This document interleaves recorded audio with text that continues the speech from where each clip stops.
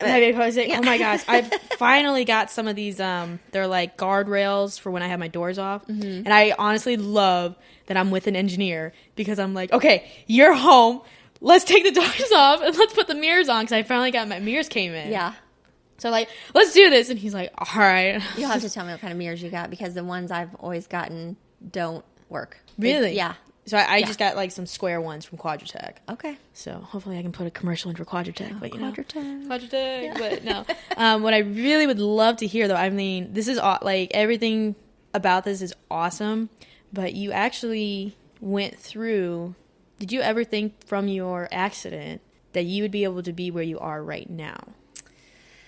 I hoped I could continue to work out. I don't think I ever thought I would be here, like with the things that I've been able to do. But before I'd always worked out, always gone to, I think at that point I was working out with a trainer and he liked to do a lot of legs. So I had a big old booty when I fell. So that was probably helped me. So that was always a part of my life, as a part of my day. And at that point, I think I was going to LA Fitness. And just, running and doing the stair stepper. And your basic bodybuilding. Arm day, leg Gosh, day. when we start bicep curling, I'm like, day. I want biceps like him. But yeah. You were doing something, though, during this accident, right? Yeah, I worked for a friend of Mark and I's. I worked for him for about 5 years. He was a general contractor. Okay. And it just started out, I wasn't working at the time, and we were all out together, and he said, he was talking about how he had a painting project that he didn't want to do, and I was like, I love to paint. I'll do it. Okay.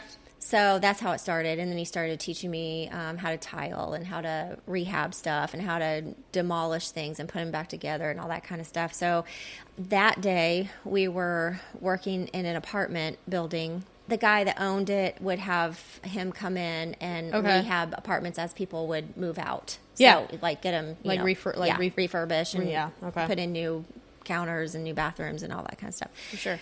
So we were in one of those apartments, and I was on the second floor, and he was working, I think, on the third floor apartment. Okay. And this apartment, I only went down for half a day. I was just going to work half a day, and I was going to go home. And I was actually getting ready to not work for him anymore because I was going to do some other things. Yeah. That day, I was like, I'll just run down there because I've got to tile the kitchen, or I've got to just grout the kitchen because I had tiled the kitchen the day before. So this apartment building it was completely gutted. So, okay. The bathroom, well, all it had is floor. So the bathroom, I went into the bathroom and I was like, oh, that's the only place for water. And you need water to mix with the grout too. So it had a working water through it had a spigot that just was coming out of the wall. Nice. So I was like, well, I think I can reach over and just get a little bit of water so I can mix the grout. And just had a I call him a Kim moment, just where a split second I just didn't think about what I was doing. I stepped on the between the joists. I stepped, and it was a ceiling to the apartment below, and I fell through. Oh my gosh. 10, I think it was 10, 11 feet to the ground, and I fell on my right side. I later found out I had a compression burst fracture in my L1, and I broke my S4 and S5, which basically my tailbone. Yep. It was just the Lord that saved me that day, because in these old apartments they had cast iron tubs like concrete sink things, and then these are the things we were taking out, but we hadn't gotten to that one yet. And the toilet, and I fell perfectly just perfectly. If I would have fallen any other way, I probably would have hit my head. I could have been paralyzed. There's so many things that could have happened. But like my baby girl said when I was in the hospital, she said, Mommy, God carried you all the way to the ground. Oh, my gosh. That's the sweetest thing ever. So that pulled you through. Yeah. So I was in the hospital for about 2 weeks. And so did they have you on your back? Or yeah, I was on my, the only thing they did, to this day, I can't believe I didn't have to have surgery. I really didn't have to do any PT or anything. They put me in a brace. Okay. And that's basically, I couldn't do anything for like a long time. So then after that, when you could take the brace off, did they have you kind of go through any like, like a pelvic floor doctor or nothing at all? No, I went to 2 different doctors. One was Ortho Indy, and one was at Goodman Campbell and Brain and Spine. Okay. So one was for one. I think the Ortho Indy guy was for my S4 and S5, and the other guy was for my L1. And it's funny. I just went to a chiropractor the other day, and I'd never been to him before, so he did some X-rays, and he was like, "Wow, this is amazing," and I hadn't seen it in, well, that was 2010, 12 years. I hadn't really seen my X-rays for a long time, and it just brought it all back. And he was like, "Man, you were really lucky." He said, he's like pointing it out. He said, if this would have gone just this much farther, it would have gone in your spinal cord. You would have died. I mean, not died, but you would have been paralyzed. Pretty much from like waist down, you think so. That is truly an amazing moment for you to be able to go through that. I'm like, am I dumb behind? Hey, but listen though, like Taylor was right. Like God carried you down to the floor in the way. Yeah. It's like, Kim, this is not happening to you. Just a little bump. Right. Just to get over it. But we went back after I got out of the hospital and everything, and I went back, and it was so weird because there was, in between the joists, there were like nails sticking out, and I didn't have a scratch on me. Really? How old was this building? They're old. They're on, they're right off of like 62nd and Compton in Broad Ripple. Oh, okay. So right across from Broad Ripple High School. Oh, wow. Yeah. Those apartments. So they were pretty old. Yeah. And it's like a 4 apartment kind of building, or well, more it's actually a huge complex, but we are in one of the buildings. And then that's what happened. Yeah. So how long did it take you to start getting back into exercising? Well, I thought at one of my appointments, I had been about 6 months or so. Yeah. And I went to my appointment, and I had workout clothes on. Ready to go. I'll never forget. My doctor looked at me, and he was like, "Where do you think you're going?" I said, "Well, I'm going to go to the gym. You said this was my last appointment." He was like, "No, this is," and he just said, "What I meant is you could do some walking." Just now. Walking. Yeah.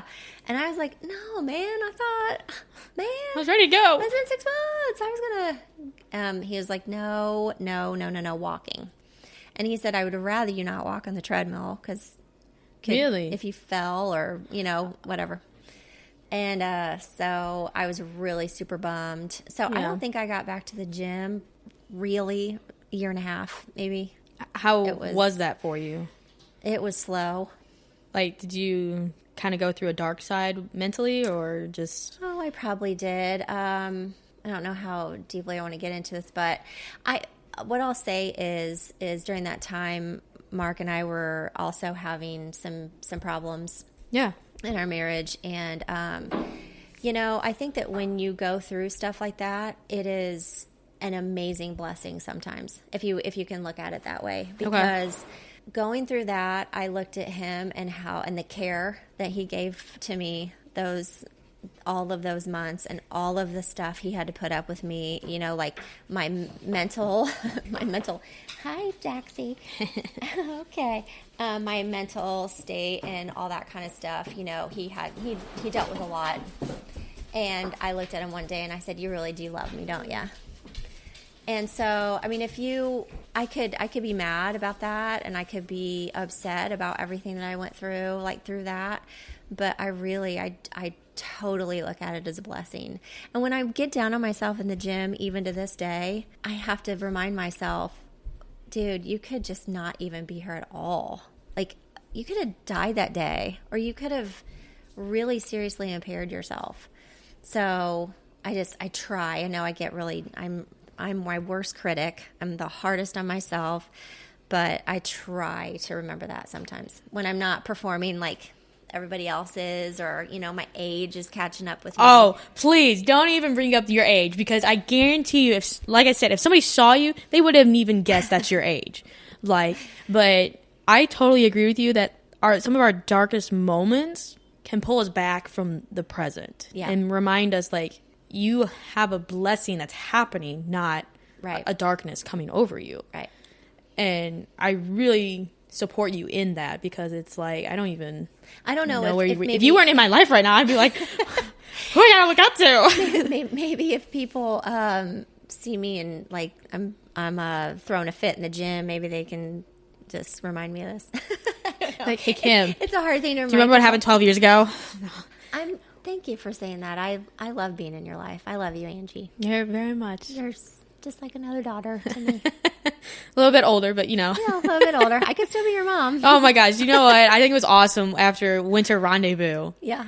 How we stayed down in Bloomington and we went out. So fun watching you and JoJo kill it. Oh, I miss that girl. But no, that was a fun competition. But even after that, just going out to the bars, I'm like, this is freaking awesome.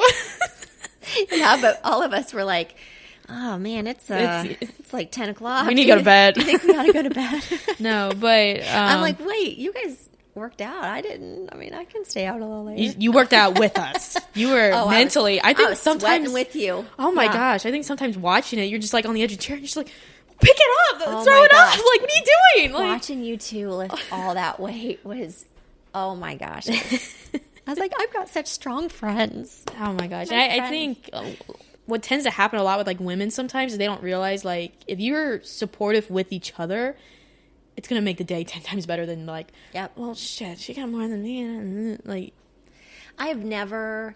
I've gotten into it a few times with people that have maybe come into our gym, and the competition has been more important than community. Yeah.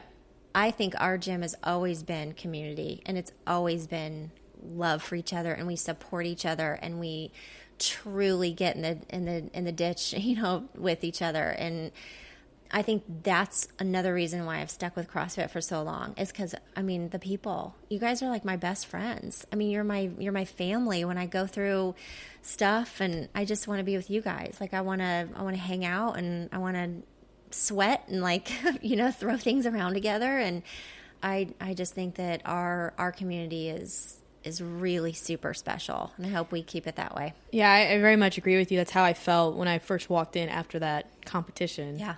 And then, like I said, the friendship that we've developed, and I very much feel like that I can come to you for anything. Yeah. And like what you've experienced so far through your life, it's like you're a mentor for me. And I mean, it's awesome. I mean, it's really fun to, give the shirtless wonder shit. Or to be like, what would we do if we couldn't give him? Well, it's like, have you seen your wife's biceps and when she does push-ups? He's like, yeah, I know, they're bigger than mine.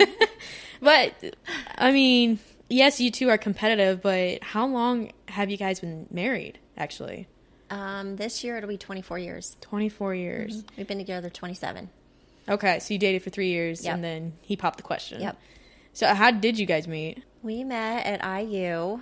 Go Hoosiers. Yes, absolutely. We met, actually, I think it was the second half of my freshman year. I met him for the first time, but I was dating somebody else. So anyway, it was just like... Isn't that how it always happens? Yeah.